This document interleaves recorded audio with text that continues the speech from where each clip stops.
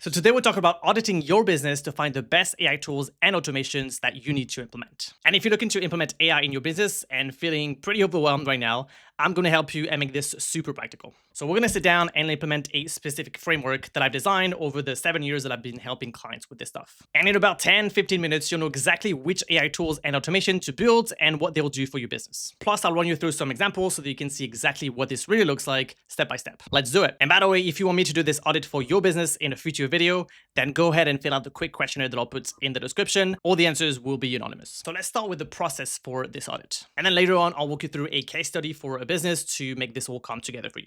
So step number one is going to be to make a list of what you do on a weekly basis. And I know this sounds kind of basic, and this is where we tend to get lazy, so please don't. But I want you to look at your average week and then break it down into the different tasks that you do regularly and then roughly how long it takes you. So for example, I spend an hour a day responding to emails, or I spend 3 hours a week creating content for LinkedIn, or 4 hours a week sitting on a Zoom meeting. And if it makes it easier for you to remember, you can create categories like admin, client, marketing, sales. And here is an example for the case study that I'll walk you through a bit later on.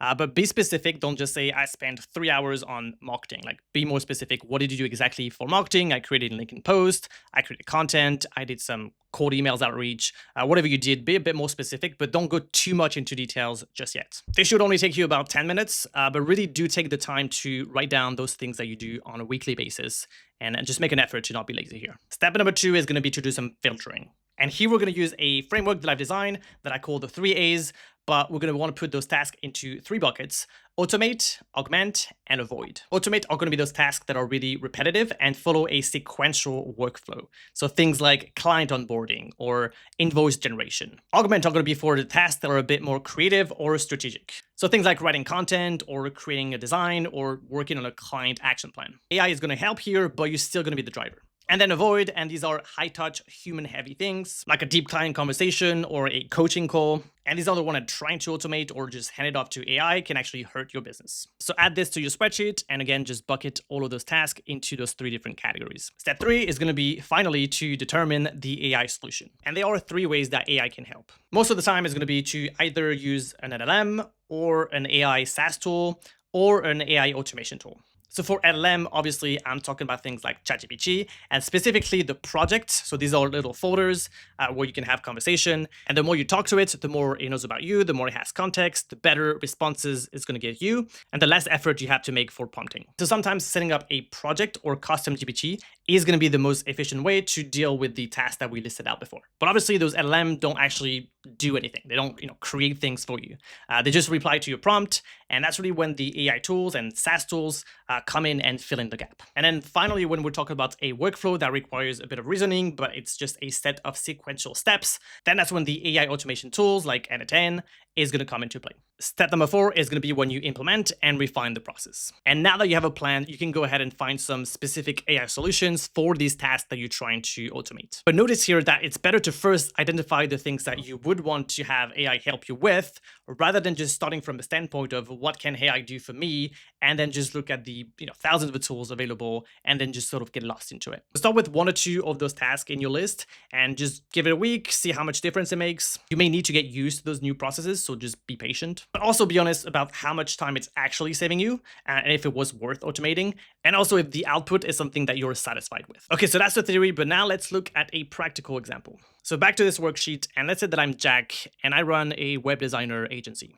Okay, so I have my task here. I have the categories. Again, these are pretty optional. If you don't want to have those, it's fine. It's just to help you remember what you do, because sometimes we forget. And then how much time I roughly spend on each of those every week. And then I've categorized them into the 3 buckets: automate, augment, and avoid. And then finally, I just sort of associated what I thought would be potentially a solution based on the previous categories. So obviously, if it's augmenting, a lot of time LLM are going to help. If it's automating, then the AI automation tools are going to be able to help. Or if it's something that I want to avoid, then obviously that's something that I'm not going to have AI help me with at all. Okay, so let's look at a few examples. So scoping out a new project. And even if you don't have a process right now, you probably, without knowing it, follow a process whenever you're scoping out a new project. Even if you don't have an SOP and you have it in writing, it's probably something that you do automatically whenever you have to do this. So again, I'm a web designer. So for this, my process might be something like, listing out how many pages the website will have, the different features that the client was asking for, the assets that I'm going to need to create, and then I'm going to estimate the time this is going to take me and just roughly come up with a number. And this is why for this, I would use an LLM / a project inside of ChatGPT. So again, just so that we're clear about what we're talking about here, but inside of ChatGPT, I would create a new project that I would call project scoping. So this is your system prompt, and this is where I would give it a bit more context about what I'm trying to do and everything that I'm going to do inside of that project folder. So in this case, telling it that I'm a web designer, that I need help to create a project proposal that follow this specific structure and format, that I would give it the different things to not do, the things to remember, all of those things. And obviously I would also upload a few files, a few example of past proposals that I've done in the past, so that it has examples to actually know what I'm looking for. So that could work for the scoping out of new project, but it could work easily for writing proposals. I could probably just use one project for the two.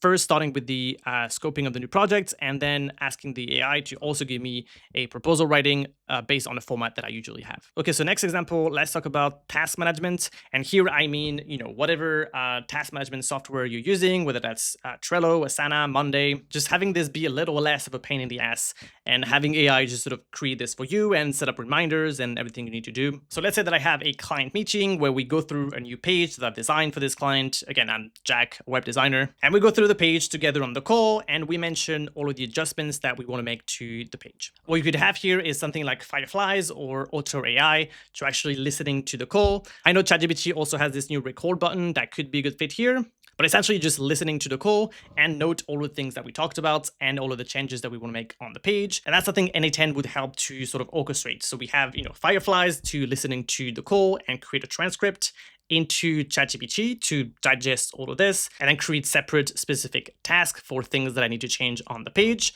and then pass it on to my task management software to create those separate tasks and then assign me to it. And if you're not sure how this would look or if this would be possible to do at all in N8N, then go into this custom GPT that I've talked about before to sort of ask it what you want, and it will lay out the step-by-step of the workflow in N8N that you need to build. So let me show you an example. This is how I would do it. I would just go into a voice mode and explain what I want to do. So I'm trying to create an N8N workflow. And the point here would be to have something like Fireflies or Auto AI listening to my Zoom meetings and then taking that transcript and dividing the different tasks and adjustments that we talked about with the clients and what we want to do for the website, and then sending it to my task management tool, which is Asana, which I use for my task management. And I want to do all of this in N8N. You could maybe be a bit more specific about the tools that you use, but this would be a good start. Okay, here, as you can see, it's going to give you a bit of a checklist before we start the build. If you have Zoom Pro, it just kind of needs to know which tool you're using and what sort of plan you're on to be able to do certain things. And then once you're done that, it will give you the step-by-step. This might not be the final workflow that you need, but it will get you on the right track to just sort of dig in deeper and find the ones that you actually need. So we've done LLM and automation. Now let's look at a task that would require an AI tool to augment. So let's take video editing, for example. Obviously, this is a highly creative task, so I would definitely not just hand it off to AI. I don't think we have AI video editing that's just quite there yet.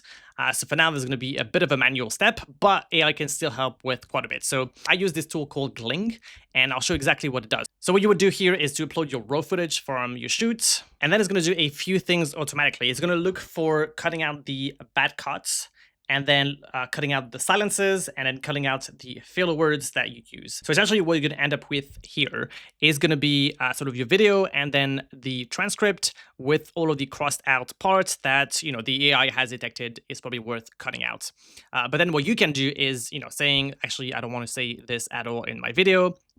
We're just going to here and cut it. And this will cut it out from the footage so that you're only left with what you want. So instead of having to edit from the clip, you actually just edit from the transcript. And again, you have a lot of legwork done by AI ahead of time. You can add a few more things here. I don't tend to use those because I don't think they're just really good.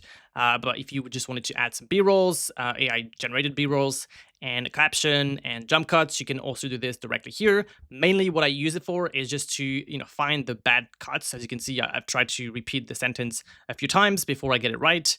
and it will just automatically detect this and cut it out for me. But again, if I want to make some more adjustments, it's just very easy to come here and, cut it more. Or if I thought that actually this take was better, I can correct and just put it back in. And I have a basic good cut of my video before I start the extra editing. This used to take me about 2 hours, and now it takes about 20 minutes because, again, the AI will do a lot of the legwork and delete all of those bad takes, and it does a pretty good job. And that's it for your audit. And I hope this helps you to think about AI in a different way, not just what can AI do, but what problems do I have that AI can potentially help with.